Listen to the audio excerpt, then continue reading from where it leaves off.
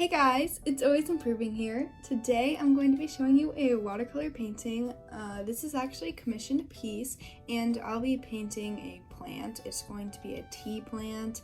And as usual, I'm just going to begin by sketching out a couple ideas. I like to look at a lot of different references so I have some mental images to pull from before I create my final composition.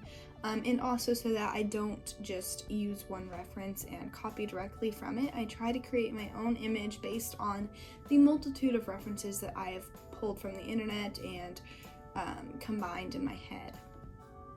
After having found a good composition for my piece, I usually do a couple of thumbnails, just trying to figure out exactly kind of the color composition I want and the palette and how the colors work together. This really just helps me to be able to plan better for the final piece and really know what I want from the piece before I start it. I've heard people say that watercolor is all about planning, and while there is a lot of randomness as well, not necessarily randomness, but the water reacts and the paints can do different things and have different effects, you need to plan beforehand or your colors are going to be muddy. The colors won't work well together, you won't end up with the composition you want, and so I spend a lot of time usually developing ideas and finalizing things before I jump in to what I really want. You can see I was kind of messing around with how the flicking patterns would look, and I was thinking maybe I could do some sort of abstract background, but I ended up going with just a sort of cloudy blue in the background. It wasn't going to be a detailed sky, but just something to give a little bit of interest in the background. Overall, I was pretty happy with this composition and the variants I got in the leaves and in the flowers. So yeah, I was really happy with it.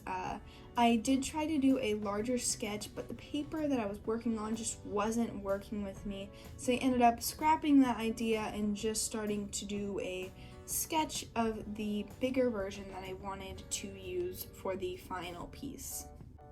So basically, I sketched out exactly the same dimensions of the final piece, which is going to be a 12 by 16. So I did that on some sketch paper and just worked out all the finer details that I wanted, and then I could transfer it directly to my watercolor paper using graphite paper, which basically you draw on top of and it transfers onto a paper, so it makes it easier to just transfer your ideas onto a watercolor paper without making too many marks.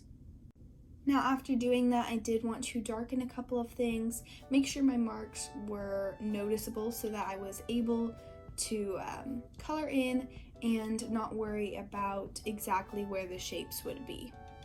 The first thing I paint in is the background of this piece. It was really fun and interesting to do.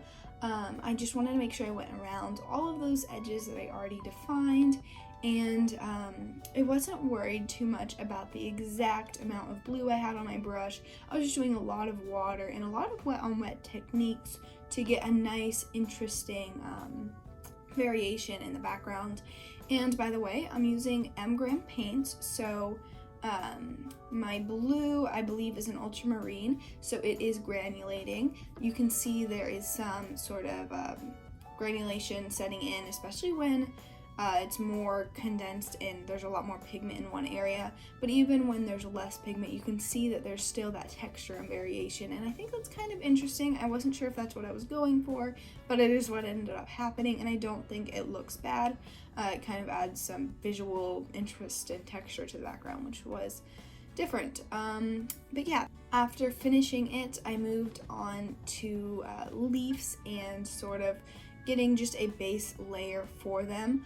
I wanted to make sure that they were not all the same color because that's not how they are in nature and in real life. So I did spend a bit of time like making different colors and getting just variation, as I love to add my favorite word, variation, into the things. I wanted to make the ones at the top lighter as well, so I tried to kind of incorporate that into my planning. After doing those leaves and kind of getting those base tones with a couple of darker values in there as well, I moved on to the actual plant, the actual wood of the plant, and kind of the transition from that brown color into the leaves.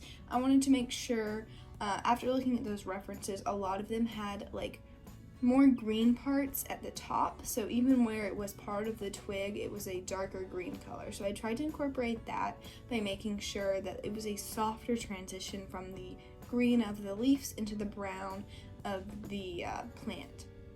And this was kind of interesting for me. It was really fun to do and kind of like look at the reference and kind of mesh it into my own painting. That was really fun. And I also tried to keep that brown color a little bit less like saturated and less vibrant. I wanted to make sure it was a little bit softer and more neutral toned.